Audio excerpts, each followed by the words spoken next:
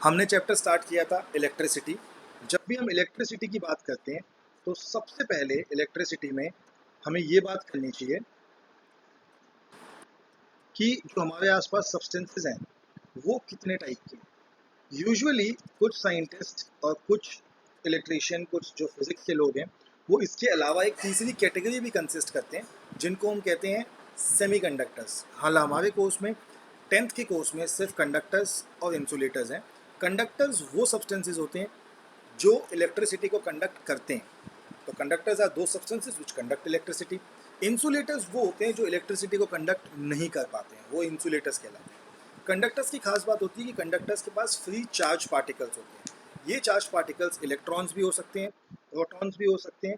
जब हम charge particles की बात करते हैं तो किसी भी तरीके के चार्ज पार्टिकल्स हो सकते हैं जो इलेक्ट्रिसिटी को कंडक्ट करेंगे, जबकि इंसुलेटर्स ऐसे पार्टिकल्स होते हैं जो इलेक्ट्रिसिटी को कंडक्ट नहीं करते। इसके बाद बात करें तो कंडक्टर्स के बेसिक एग्जांपल्स होते हैं मेटल्स और मेटल्स के अलॉयज। जैसे मेटल का अलॉय हो गया स्टील, तो स्टील इलेक्ट्रिसिटी कंडक्ट करता है। इंसुलेटर्स के एग्जांपल हो गए वुड, प्लास्टिक। इसीलिए ज़्यादातर जो हमारे घर में वायर्स होती हैं, उन वायर्स की जो हैंडल, जो वायर्स की जो कोटिंग होती है वो प्लास्टिक की होती है, क्योंकि प्लास्टिक इंसुलेटर है, वो अपने अंदर से इलेक्ट्रिसिटी को पास नहीं होने देता। फिर हमने पढ़ा कि इलेक्ट्रिसिटी में हमने पढ़ा कि इलेक्ट्रिक करंट क्या होता है। तो सब्सटेंसेस, अभी हमने पढ़ा कि कंडक्टर्स वो सब्सटेंसेस है जिसके अंदर से इलेक्ट्रिसिटी पास हो सकती है। तो इलेक्ट्रिसिटी से रिलेटेड जो वर्ड है वो है इलेक्ट्रिक करंट। इलेक्ट्रिक करंट को डिफाइन करते हैं as the flow of charges per unit time in a circuit. किसी भी सर्किट से इलेक्ट्रिसिटी का जो फ्लो होना होता है उसको हम कहते हैं कि वो आपका इलेक्ट्रिक करंट है। करंट का एसआई यूनिट एम्पियर होता है और इसका सिंबल होता है कैपिटल आई। फॉर्मूला होता है Q is equals to I T. आप चाहें तो आप ये वाले formula Q is equals to I T को कंसिडर कर सकते हैं। चेंज करके ये I is equals to Q by T भी बन जाता है। नेक्स्ट चीज़ जो आपको ध्यान रखनी है वो ये है, हमने एक वर्ड यूज़ किया इसके अंदर, द फ्लो ऑफ चार्जेस। तो वर्ड आ गया चार्ज, यानी कि चार्ज क्या है। तो चार्ज की बात करते हैं। Charge is the tendency of a particle to either become positive और नेगेटिव। चार्ज का मतलब है कि चीज़ या तो पॉजिटिव होगी या फिर नेगेटिव होगी। चार्ज दो ही टाइप का होता है, पॉजिटिव और नेगेटिव। और चार्ज का जो ऐसा यूनिट है वो है कूलम। ये भी एक साइंटिस्ट के नाम पे था, एम्पियर भी एक साइंटिस्ट के नाम पे ही था। इसका जो सिंबल होता है वो होता है Q। आप कैपिटल Q या स्मॉल q दोनों लिख सकते हैं।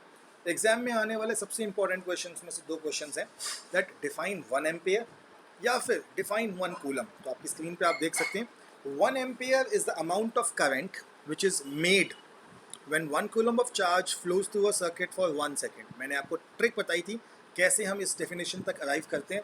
आपके राइट हैंड साइड स्क्रीन पे ऊपर लिखा हुआ है Q is equals to I T. But मुझे Q को डिफाइन नहीं करना है, मुझे I को डिफाइन करना है। तो मैं I को सब्सटीट्यूट करता हूँ। I is equals to Q upon T. I की वैल्यू एम्पेयर तो 1 एम्पेयर पुट कर दी, Q की वैल्यू कूलम तो 1 कूलम पुट कर दी, और टाइम की वैल्यू सेकंड तो 1 सेकंड पुट कर दी। इसके बेसिस पे मैंने डेफिनेशन बनाई जो कि है, अब मेरी डेफिनेशन क्या बनी, मेरी डेफिनेशन बनी कि 1 कूलम वो करंट है, सॉरी 1 एम्पियर वो करंट है जो 1 कूलम चार्ज के फ्लो होने पर बनता है। फ्लो होने पर बनता है कितने टाइम में, 1 सेकेंड में। तो डिफाइन करते हैं 1 ampere is the amount of current which is made when 1 coulomb of charge flows through a circuit for 1 second. और अगर ऐसे ही 1 कूलम को डिफाइन करना पड़े तो हम 1 कूलम को डिफाइन कर सकते हैं that 1 coulomb is the charge flowing through a conductor या फिर circuit in which 1 ampere of current flows for 1 second. यानी 1 सेकेंड के लिए अगर 1 एम्पियर का करंट फ्लो करता है तो वो किसकी वजह से बनेगा, वो बनेगा 1 कूलम चार्ज की वजह से। तो हमने 1 कूलम डिफाइन कर लिया, 1 एम्पियर डिफाइन कर लिया, हमने इलेक्ट्रिक करंट को डिफाइन कर लिया, हमने चार्ज को डिफाइन कर लिया। नाउ इलेक्ट्रिसिटी कोई बहुत नई चीज़ नहीं है, इलेक्ट्रिसिटी बहुत पुरानी चीज़ है। क्योंकि लाइटनिंग आपने देखी है, लाइटनिंग जब बारिश आने वाली होती है, बिजली कड़कती है, तो वो लाइटनिंग साइंटिस्ट हज़ारों सालों से देख रहे थे और उसको लेके रिसर्च भी कर रहे थे। इनफैक्ट बेंजामिन फ्रैंकलिन, अगर आपने नाम सुना हो, तो उन्होंने एक एक्सपेरिमेंट भी किया था इलेक्ट्रिसिटी को लेके। उन्होंने एक पतंग उड़ाई थी और कॉपर की वायर को यूज़ करके वो पतंग उड़ा रहे थे, जिससे उन्होंने ये प्रूव किया था कि जो बादलों में लाइटनिंग होती है और जो हम अपने घरों में इलेक्ट्रिसिटी यूज़ करते हैं वो दोनों सेम चीज़ें हैं, दोनों कोई अलग अलग चीज़ें नहीं हैं। ये उन्होंने अपनी रिसर्च में डिफाइन करा था और क्लासिफाई करा था। अब अगर इसके बाद बात करें तो हमारी जो नेक्स्ट चीज़, इलेक्ट्रिसिटी के बाद हमारी जो नेक्स्ट चीज़ आती है वो आती है, उसको हम डिफाइन करते हैं एज वोल्टेज। वोल्टेज जिसको कि नॉर्मल वर्ड्स में पोटेंशियल डिफरेंस भी कहा गया है। तो कई लोग इसको वोल्टेज कहते हैं, कई जगह आपको पोटेंशियल डिफरेंस लिखा हुआ मिलेगा, जिसका जो सिंबल है, अगर मैं सिंबल यहीं साथ में लिख दूं तो इसका सिंबल कैपिटल वी होता है। कैपिटल वी से इसको बहुत सारे साइंटिस्ट, बहुत सारी बुक्स में आपको डिफाइन किया हुआ मिलेगा।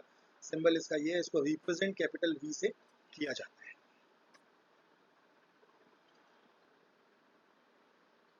पोटेंशियल डिफरेंस को कुछ इस तरीके से डिफाइन किया जाता है।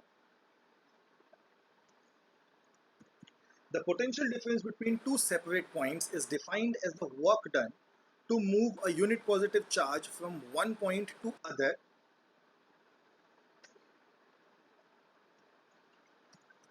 in an electric field. Formula हो गया V is equals to W upon Q, जहाँ पे अगर आपको बात की जाए तो V क्या है? V is voltage, W is work done and Q is charge। तीनों चीजें आपको पता है, तीनों चीजें। The unit of potential difference is volt and अगला क्वेश्चन जो बनेगा हमारा वो इसी में बनेगा क्वेश्चन, एज डिफाइन 1 वोल्ट, जिसके आंसर की हिंट मैंने आपको साथ साथ ही दे दी है, that 1 volt is equals to 1 joule upon 1 coulomb. तो ये फॉर्मूला जो आपके सामने है V is equals to W by Q, इसको हम चेंज भी कर सकते हैं। आपके सामने फॉर्मूला है V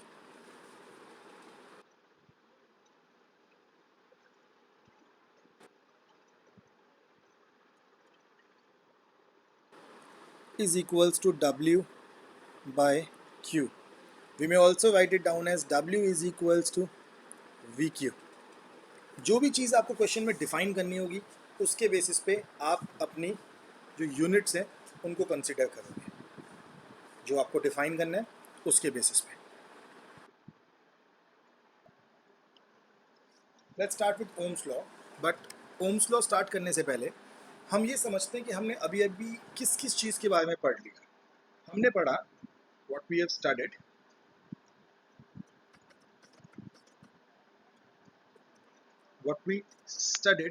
were two main topics. Number one was current and number two was potential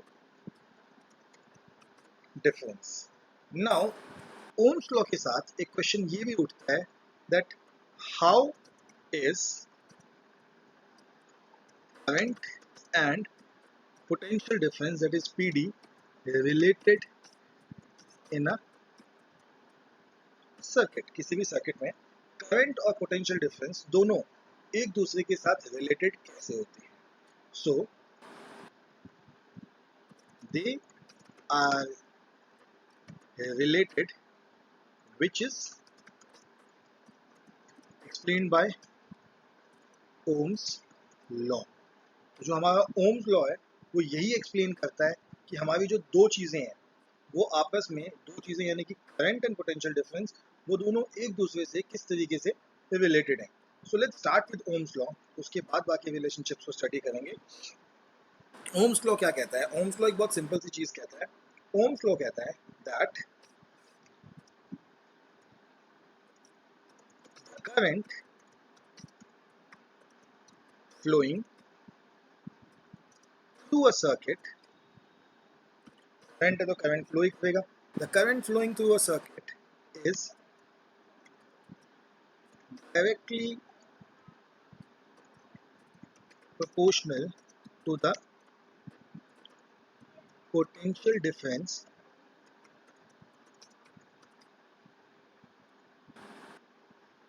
across its ends provided the physical conditions are kept constant। यानी कि किसी भी सर्किट में the current flowing through a circuit is directly proportional to the potential difference across its ends। किसी भी circuit में जो current है और जो पोटेंशियल डिफरेंस है वो एक दूसरे से डायरेक्टली रिलेटेड होता है, एक दूसरे के प्रोपोर्शनल होता है। प्रोपोर्शनल कहने का मतलब है कि अगर मैं करंट को इंक्रीज करूंगा तो पोटेंशियल डिफरेंस भी इंक्रीज हो जाएगा, और मैं पोटेंशियल डिफरेंस को इंक्रीज करूंगा तो करंट भी इंक्रीज हो जाएगा। लेकिन ऐसा तब होगा जब बाकी फिजिकल कंडीशंस जो आसपास के सर्किट की कंडीशंस हैं, जैसे टेम्परेचर, सरफेस एरिया, वो सारी चीज़ें कांस्टेंट हैं, उनमें कोई चेंज नहीं आता। That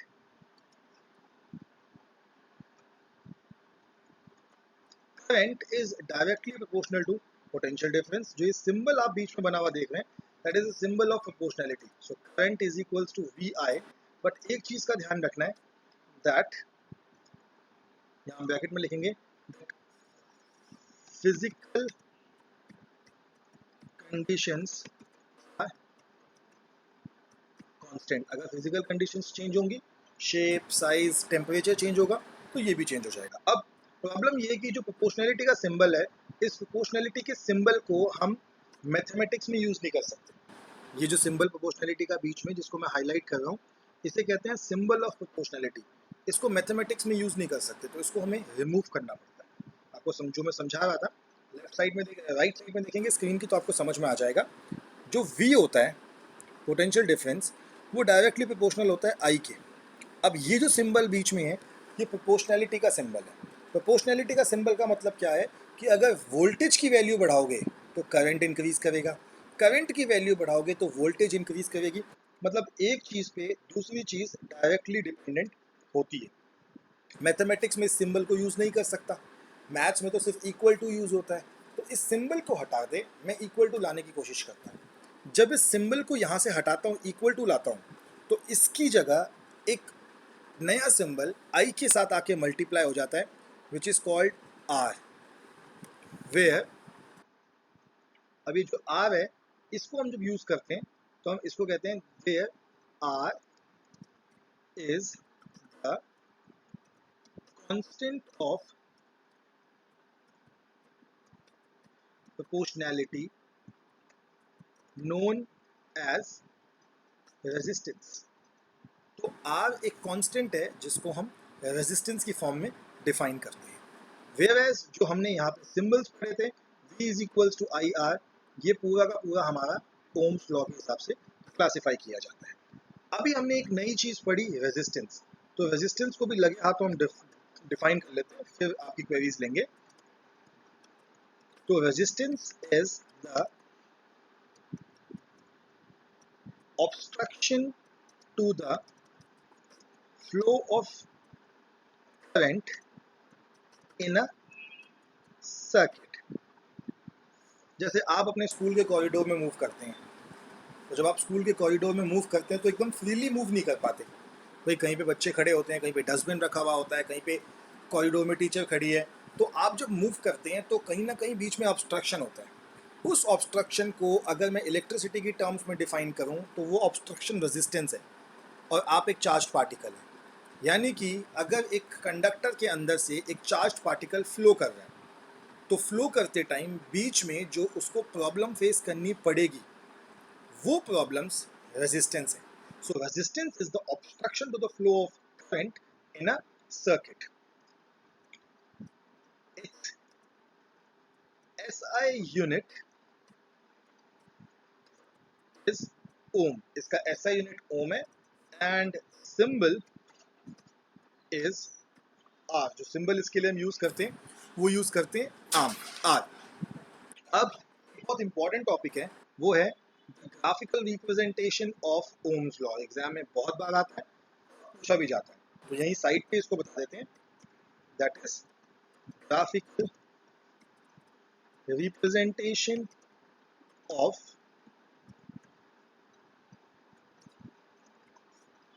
ohms law. तो क्या मतलब है ग्राफिकल रिप्रेजेंटेशन का? ग्राफिकल रिप्रेजेंटेशन का मतलब है कि हम एक ग्राफ बनाएंगे जिसमें हम ओम्स लॉ को प्लॉट करने की कोशिश करेंगे। तो जो ग्राफिकल रिप्रेजेंटेशन होता है ओम्स लॉ का किसी भी ग्राफ में, जैसे एक्सिस होती है, तो इसमें हमारे ओम्स लॉ के ग्राफ में भी दो ही एक्सिस होती हैं, एक हमारी एक्स एक्सिस और एक हमारी वाई एक्सिस। तो एक हमने बना ली अपनी एक्स एक्सिस बना ली, एक हमने अपनी वाई एक्सिस बना ली। तो ये हमारा नीचे की तरफ जो होगा ये होता है हमारा करंट, और साइड की तरफ होता है हमारा पोटेंशियल डिफरेंस, करंट और पोटेंशियल डिफरेंस। और अगर बात की जाए कि जो ग्राफ होता है करंट और पोटेंशियल डिफरेंस का, वो ग्राफ कैसा होता है, तो याद रखना पोटेंशियल डिफरेंस और करंट का ग्राफ एग्जैक्टली वैसा होता है जैसा यूनिफॉर्म मोशन का ग्राफ था क्लास 9th में। हमने क्लास 9th में यूनिफॉर्म मोशन का ग्राफ पढ़ा था। यूनिफॉर्म मोशन का ग्राफ बिल्कुल ओरिजिन से स्टार्ट होता है और एक बिल्कुल स्ट्रेट लाइन ऐसे जाती है। ये आपका ग्राफिकल रिप्रेजेंटेशन है ओम्स लॉ का। तो अगर मैं एक से ज़्यादा ग्राफ बनाऊं तो मैं चाहूँ तो एक से ज़्यादा ग्राफ भी बना सकता हूँ। इसके अंदर जैसे मैं 3 ग्राफ बनाता हूँ, तो मैंने 3 अलग अलग वैल्यूज़ जो हैं उनके लिए ग्राफ बनाया है। अब इसमें इम्पॉर्टेंट क्या है, तो एक चीज़ का आपको ध्यान रख, इनको मैं नेम कर देता हूँ। ये मेरा R1 है, ये सेकंड वाला जो मेरा ग्राफ है वो R2 है, और जो थर्ड वाला मेरा ग्राफ है ये मेरा R3 है। अब ग्राफ से एक चीज़ हमें ध्यान रखनी है, that the slope of V I graph gives us resistance. जो स्लोप होता है वी आई ग्राफ का वो हमें रेजिस्टेंस की वैल्यू देता है। अब अगर मैं तीनों ऊपर मैंने 3 रेजिस्टेंस इसमें डिफाइन करें, R1 R2 R3, इनको देखूं तो इसके अंदर R1 का रेजिस्टेंस सबसे ज़्यादा होगा। सो R1 is the greatest, followed by R2, followed by R3। क्योंकि अगर मैं देखूं तो R1 का स्लोप सबसे हाईएस्ट है। तो slope of V I graph gives us resistance. इसमें एक चीज़ का ध्यान और रखना है, अगर ये मैं बोल ही रहा हूँ दैट अगर आपको R की वैल्यू निकालनी है तो R is equals to perpendicular upon base. Perpendicular upon base slope का फॉर्मूला ग्राफ में लगाऊंगा, तो ग्राफ में इस फॉर्मूले को यूज़ करके हम रेजिस्टेंस कैलकुलेट कर लेते हैं। So in today's class what we studied, क्या क्या हमने पढ़ा। हमने सबसे पहले पढ़ा कि करंट क्या होता है। उससे पहले हमने ये समझा कि जो सब्सटेंसेज हैं उनको कंडक्टर्स और इंसुलेटर्स की कैटेगरी में डिवाइड किया जाता है। फिर हमने पढ़ा कि करंट क्या होता है। फिर हमने पढ़ा कि करंट से रिलेटेड चार्ज क्या होता है।